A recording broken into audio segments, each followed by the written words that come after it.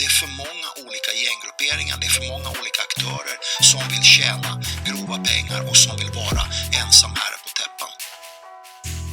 Att hindra det att tredje man ska bli drabbad av det här.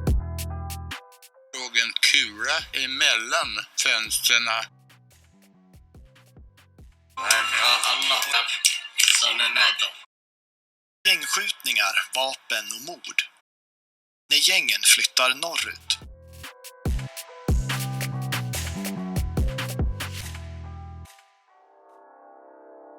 Under 2020 hände någonting i Gävles undre värld. Plötsligt hade gäng bildats. Skjutvapen och mordförsök blev vanligare. Under den sommaren startade ett krig vars konsekvenser lever kvar även idag.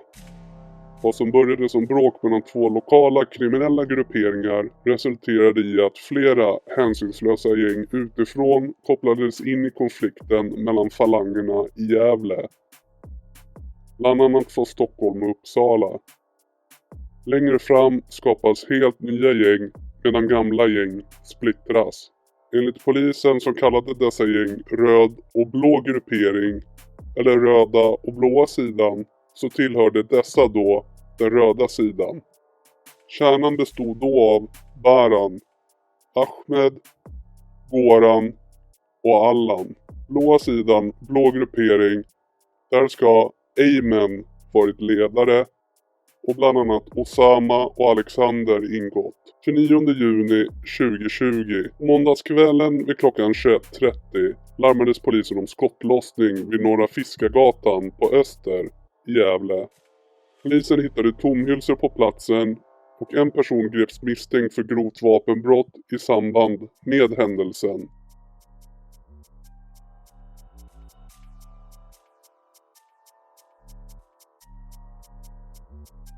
Augusti 2020. 23.49 på onsdagskvällen strax innan midnatt så ringer flera personer till polisen om att det sker en skottlossning i Gävle på Stora Esplanadgatan. Enligt uppgifter är det en adress och en port där Baran är skriven på som blir beskjuten. Längre fram kommer det hittas vapen som flera från den blå sidan kopplas till och vapnet har använts vid den här skjutningen. Några dagar senare, den 8 augusti 2020, klockan 8 på lördagskvällen är det skottlossning i området vid Norrskensgården i Andersberg. Väl på platsen påträffades den utpekade ledaren för den blåa sidan, Ayman, med skottskador. Han förs till sjukhus och han överlever mordförsöket som den röda sidan ligger bakom. 9 augusti 2020. Redan dagen efter på söndagskvällen vid klockan 23.43 kommer det larm om en skjutning i centrala Hofors i Gävleborgs län. När polisen undersöker platsen hittas tomhylsor, men vad eller vem som varit målet för skotten framkommer inte. 5 september 2020. På lördagen ska Aje, före detta medlem i Stockholmsgänget Shottaz, gifta sig. Hans bröllop är i Borlänge. Hans gäster på bröllopet, som han umgås flitigt med vid det här tillfället, är Knogis från Uppsala samt andra gängmedlemmar från den röda sidan i Gävle som är på plats på bröllopet i Borlänge.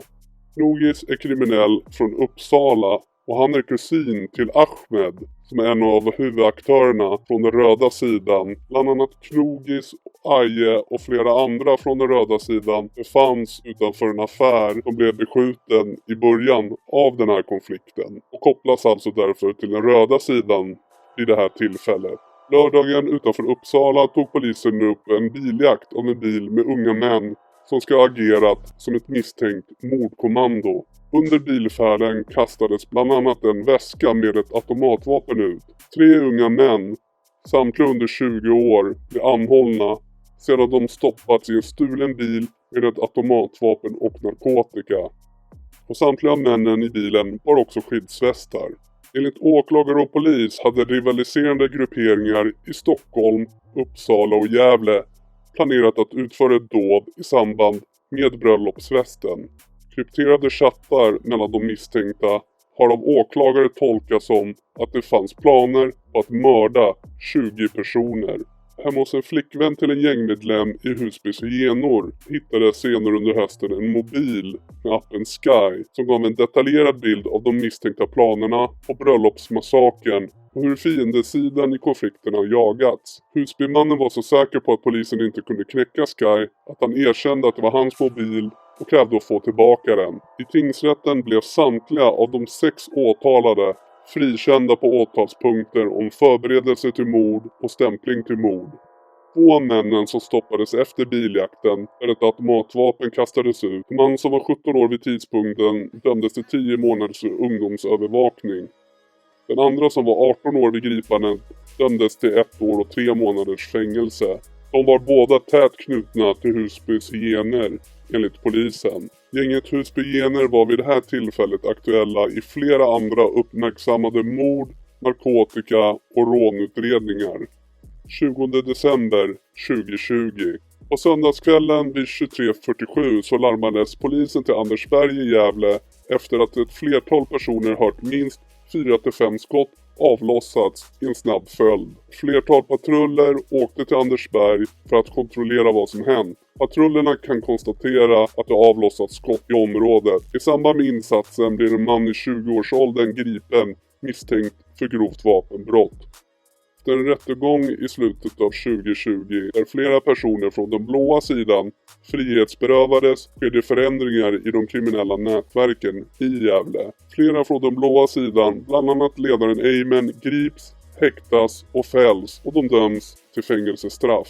Eymen döms till 9 års fängelse i Gävle tingsrätt för mordförsök efter skjutningarna på Nordost i Gävle sommaren 2020, men hovrätten ändrar tingsrättens dom och dömer Eymen istället för grovt olaga hot till 3 år och 6 månaders fängelse. Under 2021 såg polisen att det uppstod en intern konflikt inom den gamla röda sidan. Det förekom flera skjutningar som polisen bedömde hade med konflikten att göra. 27 februari 2021. Vid klockan 7:15 på lördagskvällen larmades polisen till centrala Sandviken om en skottlossning. Vid parkeringen utanför en matbutik på Vallhallavägen hittades en skadad ung man. Mannen fördes till sjukhus. Det är Allan från den röda sidan som har knivhuggits och blivit skjuten vid parkeringsplatsen där han befann sig med 2 vänner. Till brottsplatsen anlände sedan i bil bland annat Ahmed, Baran, Goran för att hjälpa sina kompisar, Allan och de andra på platsen. Allan förs till sjukhuset. Han överlever mordförsöket. 1 april 2021. En kompis som var tillsammans med Allan då han både knivhöggs och sköts grips med ett skarpladdat vapen på sig. Efter den 31 mars 2021 finns nästan inga händelser där Baran är tillsammans med sina forna vänner Ahmed, Goran eller Allan var för sig eller tillsammans. Baran verkar helt byta umgänge efter 31 mars 2021. 16 april 2021. Alexander och Osama, som tidigare tillhört den blåa sidan, misstänks för grovt vapenbrott tillsammans med en annan person. Den unga mannens föräldrar såg när dessa 3 grävde upp en pistol, ammunition samt kokain från en gömma i en skogsdunge vid Rågångsvägen i Gävle. Samma dag blev både Alexander och Osama misstänkta för misshandel vid Södra Slottsgatan i Gävle. De misstänks för misshandeln tillsammans med Ahmed och Goran från den röda sidan. De 4 finns på film när de har virat sin livrem runt sin hand för att kunna använda som tillhygge. Målsägaren vill inte medverka i utredningen. Den samlade underrättelsebilden som polisen har ger att det har uppstått en konflikt mellan 2 grupperingar som benämns som G10 och G20 i Gävle. Konflikten anses ha uppkommit under sommaren 2021 med grova våldsbrott som följd. Enligt polisen finns det flera anledningar till varför konflikten startade. Bland annat narkotikamarknaden. Det vill säga att man gett sig på varandras säljare för att kunna styra, äga narkotikamarknaden i både Gävle och Sandviken samt att man har lurat varandra på pengar. Historiskt kan nämnas att grupperingarna G10 och G20 har varit enade och verkat tillsammans tidigare. De benämndes då som röda sidan under konflikten med den blåa sidan under sommaren 2020.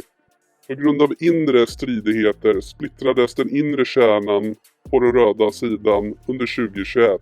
Den inre kärnan huvudaktörer i den röda sidan var då Ahmed, Baran, Goran och Allan. Efter splittringen delade gänget upp sig i två grupper som kom att benämnas G10 och G20 av polisen under den fortsatta konflikten. Till grupperingen G10 hör Ahmed, Knugis kusin, som anses vara en huvudaktör och drivande av polisen. Hans närmaste krets är Goran och Allan. Under sig har de ett antal utförare som tillhör den närmaste kretsen. Där finns Alexander, Kevin och Osama, där i alla fall Osama och Alexander kopplas till den blåa sidan tidigare under konflikten 2020. Dessa bedöms som den inre kärnan. Kring dem finns det betydligt flera personer som kopplas till G10s kriminella verksamhet. Till grupperingen G20 hörde Baran som huvudaktör och drivande. Till Barans närmaste och inre krets nämns av polisen Kavar, Erik, Charlie och Edvin som hans närmaste krets just då. Kopplat till dessa finns det en gruppering som benämns G15 som lierat sig med G20. G15 består till en stor del av unga personer med knytningar till stadsdelen Sätra i Gävle. Vissa i G15 har även släktband till några i G20. Den nya konflikten mellan G10 och G20 tar fart under sommaren 2021. 28 juli 2021. En man kommer in till akuten med skador och polisen larmas vid 00:50-tiden till Gävle sjukhus för offret har skjutits. Skadorna var inte livshotande. Enligt polisen finns det uppgifter om skottlossning från ett industriområde längs Atlasgatan på Brynäs.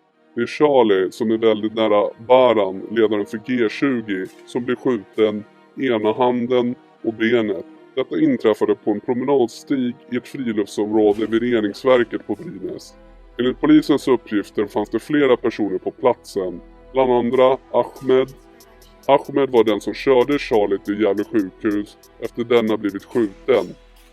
Ahmeds hyrbil togs i beslag för teknisk undersökning då det var blod i den.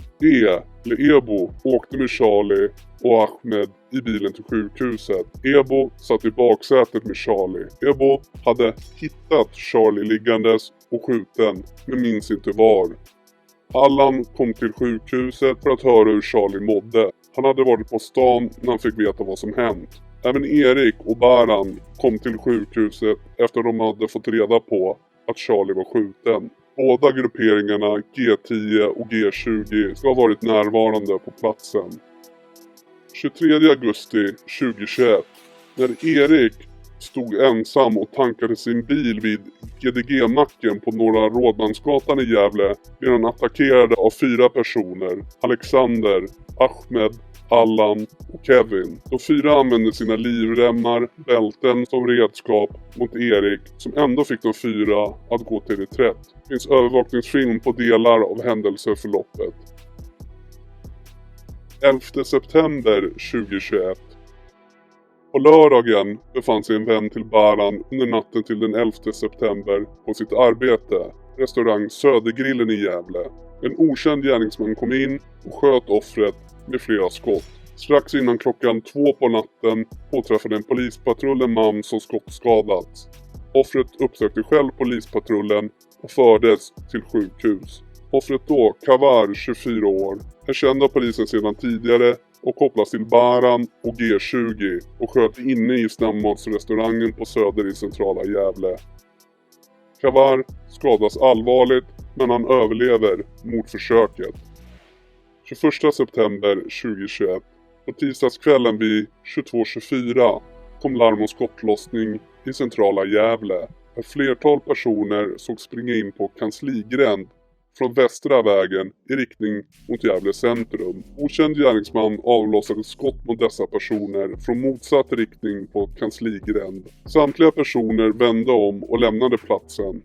Skytten i riktning mot centrum och målsägande i riktning mot västra vägen. Flera av måltavlorna från G10 sågs lämna platsen i Ahmeds bil.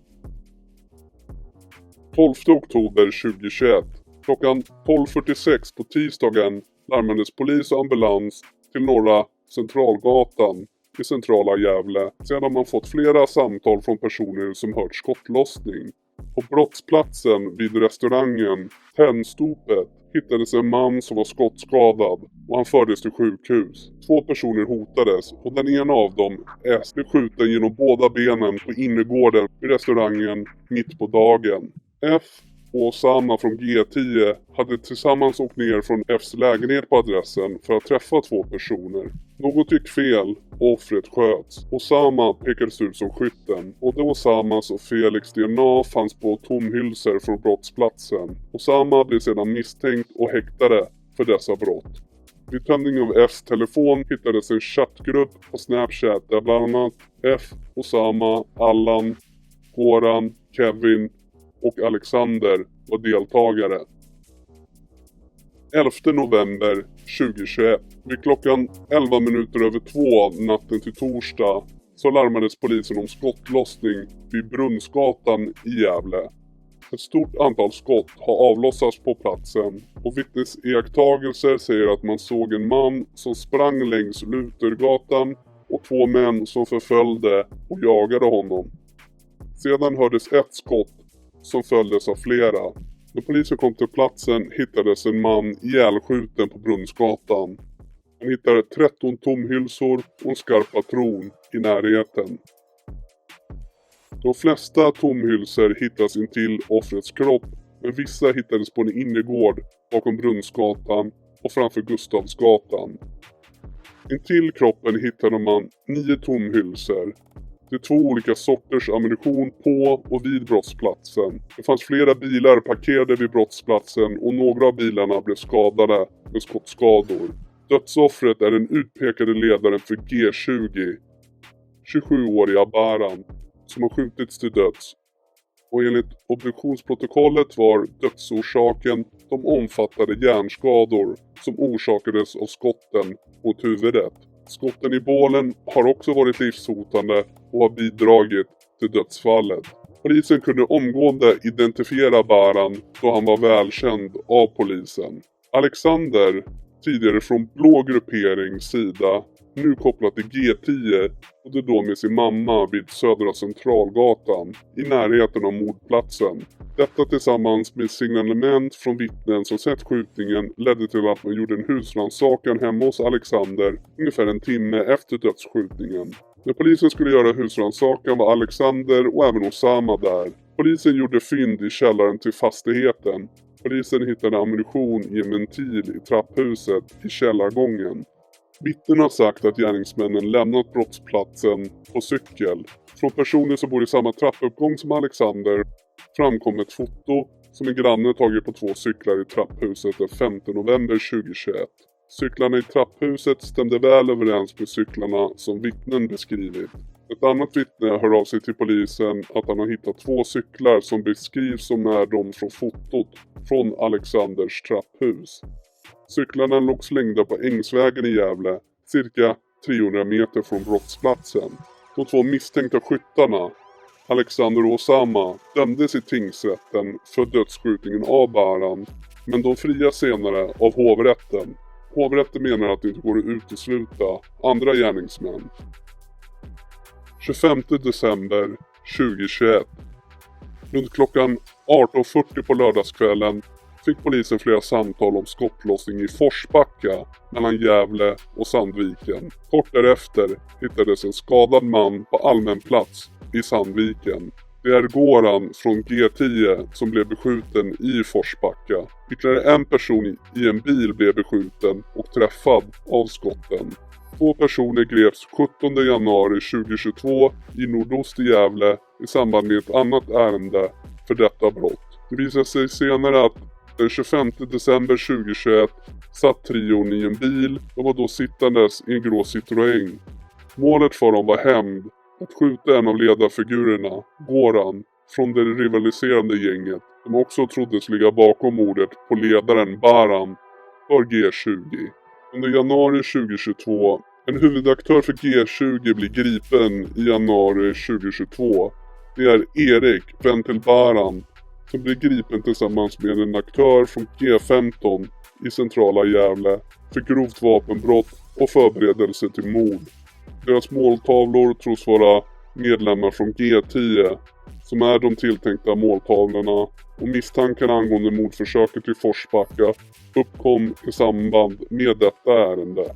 Tingsrätten fällde 2 av 3 för mordförsöket på juldagen. Straffet för den äldsta blev 14 års fängelse, men då 24-åriga Erik överklagade sitt straff som hovrätten sänkte till fängelse i 12 år. Konflikten pågår även idag med flera olika skottlossningar bara under september och även oktober, och konflikten har utökats. Det kommer se mer om dessa konflikter nu. Glöm inte att gilla videon och skriv i kommentarerna.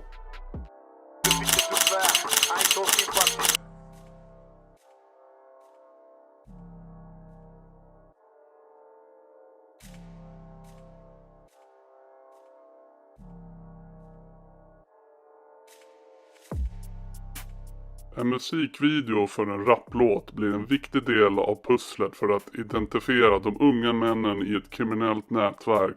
Då på en lördagskväll 2022 så skjuts en ung man ihjäl med över 10 skott. Minuter senare kunde misstänkta gärningsmän på elsparkcyklar gripas av poliser. På en beslagtagen mobilfilm tagen vid brottsplatsen ser man offret ligga på marken, och sedan hörs de misstänkta gärningsmännen säga att offret got smoked.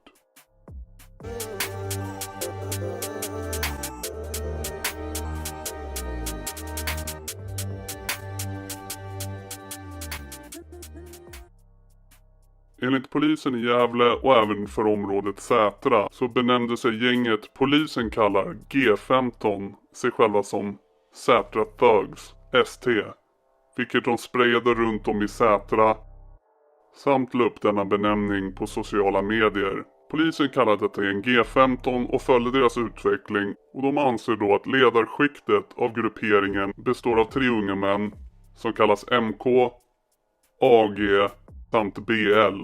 Både MK och AG får ett fängelsestraff för ett grovt våldsbrott som även BL var delaktig i, men på grund av sin unga ålder vid brottstillfället så blev BL dömd till ungdomsövervakning i 9 månader. I MK och AGs frånvaro styr BL grupperingen. Grupperingen G15 eller Sätra Thugs består i övrigt av ett 20-tal personer. Under våren, sommaren 2020 så var ungdomarna som sedan blev involverade i Sätra Thugs G15 en svans till MK samt BL enligt polisen. Under denna tid var de flesta av ungdomarna endast nyfikna av det kriminella livet, och de var allmänt stökiga i Sätra centrum.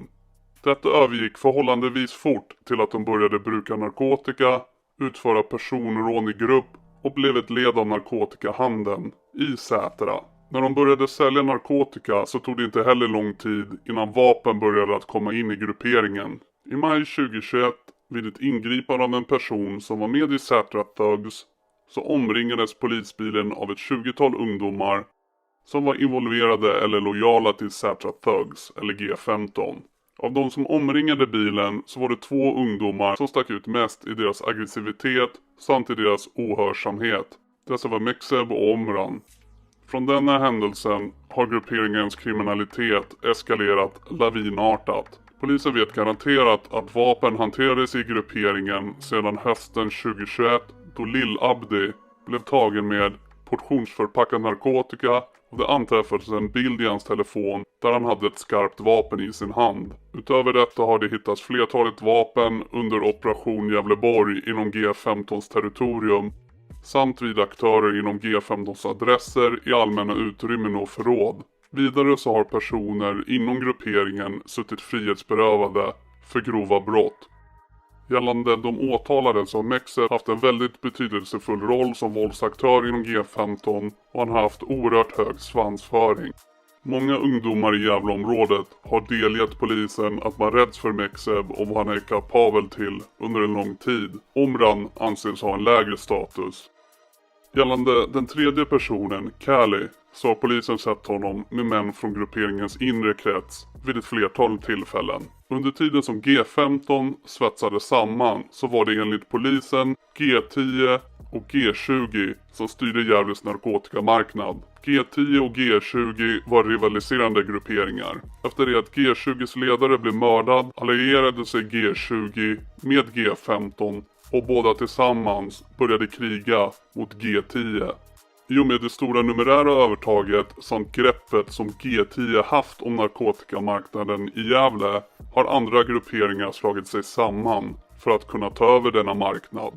En framstående medlem i G20 blev länken in i gänget G15 tillsammans med hans bror. Även en grupp kallad G25 av polis samarbetar med G15. Då främst med en person som kallas Mike.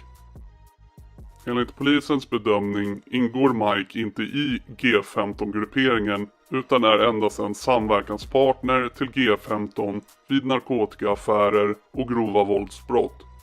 G15 är organiserat med huvudmän som styr grupperingen, möjliggörare för grova våldsbrott, säljare, transportörer av vapen och narkotika samt springpojkar. Gruppen ville göra sig sedda och hörda genom att bära gängattribut och visar ofta upp statussymboler i social media samt i rapvideor. Polisens uppfattning är att grupperingens framgång dels har varit att de flesta i G15 är extremt motiverade att utföra kriminella gärningar. De vill vara en del av narkotikamarknaden och de räds inte utan snarare söker sig till att utföra grova våldsbrott. I och med denna hänsynslöshet har G15 vuxit sig så starka som de är idag, enligt polisen. 30 oktober 2022. Den 30 oktober 2022 blir en 25-årig man, Mike, skjuten i benet i Gävle vid Sjömanskyrkan. Det var bättre att jag blev skjuten i benet än i huvudet, sa offret efter händelsen. 5 november 2022. På lördagskvällen vid klockan 20:30 larmas polisen om skottlossning på Glaciärvägen i stadsdelen Sätra i Gävle. I centrumanläggningen i Sätra rör sig ett gäng tonåringar. Flera av dem identifieras som medlemmar i ett av polisen känt kriminellt nätverk mellan 15 och 17 år gamla. 2 patrullerande civilklädda poliser på elsparkcyklar har noterat tonåringarna, alla klädda i mörka kläder som hänger runt. De ser hur gruppen splittras och att 5 av dem drar iväg innan mordet. 4 minuter efter larmsamtalet om skottlossningen har kommit in griper de civila poliserna 2 17-åringar som kom körandes på elsparkcyklar i anslutning till brottsplatsen. Ett dygn senare har ytterligare en person, en 15-årig pojke, gripits. Enligt åklagaren har de tillsammans lurat det 24-åriga dödsoffret att komma till den plats där han nu ligger död. Han skjuts av 2 skyttar med totalt 15 skott och han dör liggandes på marken och gräsmattan strax utanför porten på Glaciärvägen. Offret har stått tillsammans med 2 skyttar så de 3 formar ett V tillsammans när offret blir skjuten av båda skyttarna. Bland de skottskador som beskrivs i obduktionen finns en grupp med 8 skottskador som hade ingångshål till vänster på ryggens och bukens nedre vänstra del samt vänstra sätet och låret riktade snett uppåt höger i kroppen. Om man utgår från att skyttarna har stått upp är de skottskadorna förenliga med att offret varit kraftigt böjd framåt i överkroppen, till exempel stående på alla 4, eller att han har legat på marken då han blev skjuten med dessa skott. Offret blev bland annat skjuten i huvudet, armarna, benen och överkroppen med flertalet skott. Skottet i huvudet och i hjärtat var båda dödande och 24-åringen avled direkt på brottsplatsen av skottskadorna. De 3 pojkarna som nu åtalas för mord har samtliga suttit häktade sedan i början av november 2022. Ytterligare 3 tonåringar som omhändertagits enligt LVU står åtalade. 2 av dem för grovt skyddande av brottsling och den 3:e för underlåtenhet att avslöja mord. Alla meddelar att de har varit i området vid den aktuella tidpunkten men nekar inblandning. Åklagaren säger att samtliga 6 tonåringar har utfört olika uppgifter som varit nödvändiga för att mordet skulle kunna ske. De har också stärkt varandra i sitt uppsåt när de har planerat och förberett mordet genom att skaffa de 2 skarpladdade vapen som användes. De 2 åtalade 17-åringarna ska enligt åklagare varit skyttarna. Den yngsta av de åtalade, som nyligen fyllde 16 år, åtalas för mord för han hållit vakt vid infarten till bostadsområdet i Sätra. Kan pojkarna inte fällas för mord menar åklagaren att de ska fällas för medhjälp till mord. Bakgrunden till mordet ska enligt åklagaren varit en hämnd för en tidigare skjutning som inträffade den 30 oktober då 25-åriga Mike blev skjuten i benet. Dagen innan mordet på 24-åringen i november lade en person upp ett hot på Instagram. Hotet var tydligt, det handlade om att någon skulle skjutas i huvudet, ingår i förundersökningen. Polisen tror inte att de unga killarna planerade mordet på 24-åringen själva, utan att de användes som utförare. De 2 åtalade och misstänkta minderåriga skyttarna var påverkade av cannabis och tramadol när de greps av polisen. Personer nära honom säger att dödsoffret måste ha blivit ditlurad av någon till Sätra. Att offret var mycket stressad, rädd och orolig efter skjutningen i Sjömanskyrkan veckan innan, men sa aldrig vad det var exakt som stressade honom. Dödsoffret, en man som kallas F, Mike med flera andra, var alla tillsammans när Mike blev skjuten i benet. Dödsoffret blev misstänkt och gripen för skjutningen men släpptes senare och avskrevs från misstankarna. Personer nära dödsoffret berättar att skadeskjutna Mike och F hade sökt dödsoffret efter skjutningen, men han ville inte ha någonting med dem att göra efter skjutningen vid Sjömanskyrkan. När de 2 åtalade skyttarna, 17-åringarna, greps lyckades en 15-åring fly från platsen men kunde senare gripas. I en av de misstänkta gärningsmännens telefoner hittades en film där den mördade mannen ligger på marken och någon säger "Got smoked". Motivet för att mörda det 24-åriga dödsoffret tros vara en hämnd för när Mike sköts i oktober en vecka innan, då polisen spekulerar i att Mike har lurats till en kyrka. Det framgår inga bevis i denna förundersökning om att dödsoffret, 24-åringen, skulle ha varit skyldig till att ha lurat Mike en vecka innan han mördades. 25-åriga Mike har flera narkotikadomar mot sig och han skrevs av från mordmisstankar då en man höggs ihjäl utomhus på tisdagskvällen den 16 november 2022 på Söder i Gävle, bara en vecka efter dödsskjutningen på 24-åriga E. Mike är mannen som sköts i benet 30 oktober 2022. Han åtalas inte i detta mordärende och han blir sedan igen skjuten den 28 februari 2023, men då i Rissne i norra Stockholm. 17-åriga Meksev åtalas som en av skyttarna för mord. Polisen säger att han har en väldigt betydelsefull roll som våldsaktör inom gänget och många i området uppges vara rädda för honom och vad han är kapabel till. 17-åriga Kali åtalas som en av skyttarna för mord. 16-åriga Omran åtalas för mord för han hållit vakt vid infarten till det aktuella bostadsområdet i Sätra. Vid mordet förflyttat sig så han har befunnit sig i direkt anslutning till mordplatsen samt sammanstrålat med skyttarna efter mordet och närvarat stöttat dem under flykten. 3 andra pojkar i gänget åtalas för andra brott kopplade till mordet, åtalas för underlåtenhet att avslöja mord och 2 pojkar, 17 år gamla, åtalas för grovt skyddande av brottsling. Tror ni pojkarna kommer bli fällda för det brutala mordet i Gävle? Vill ni höra mer om Gävleborgsområdet och gängen där? Skriv det i kommentarsfältet och gilla den här videon.